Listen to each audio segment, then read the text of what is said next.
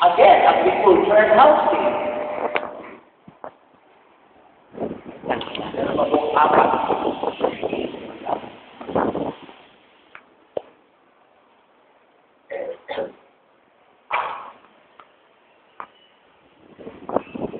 Kung ikaw ay sakaling manalo sa eleksyon ngayon,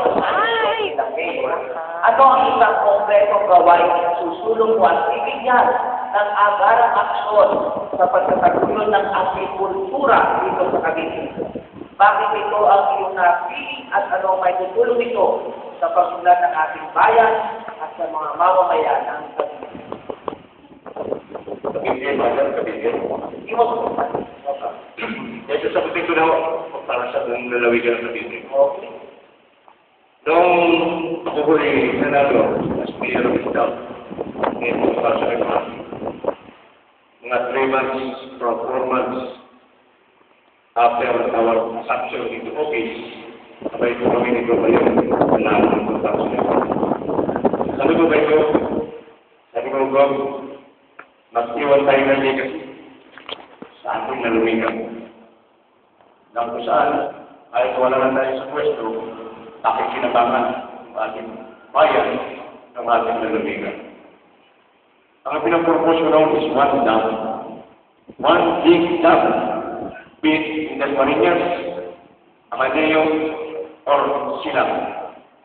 Na kung saan, ang tubig na pumapatak sa lalawigan ng Cavite ay ipon sa isang dam. Na kung saan, sa sandali na kailangan natin sa big na karaw, meron po tayong pagkukunan ng tubig.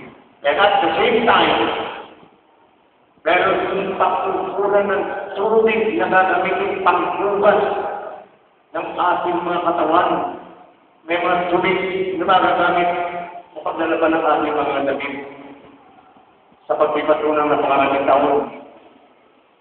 Isa po sa napakalaking problema ng bayan ng Limos, lalawigan ng Cavite, yung inuming natin, yung pang-araw-araw na gamit ng ating mga ila sa kanilang paglalabas. Sana po, mabigyan ko rin ang pagkakataon, isusulong ko yan, yung proyekto yan, para matugunan ang napakaraming problema ng ating lalawigan.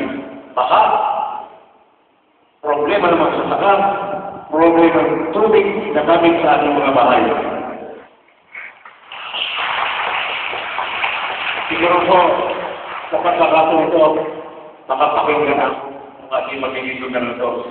Napakarami ng mga foreign investors ang gustong mag-invest sa ganyang income generating projects. Sana nga po, tayo may katulong-tulungan nyo na kami. Tulungan nyo na kami sa akin. Ang tunay na ngayong programa para sa ating bayan. Maraming salamat sa pagkakataon.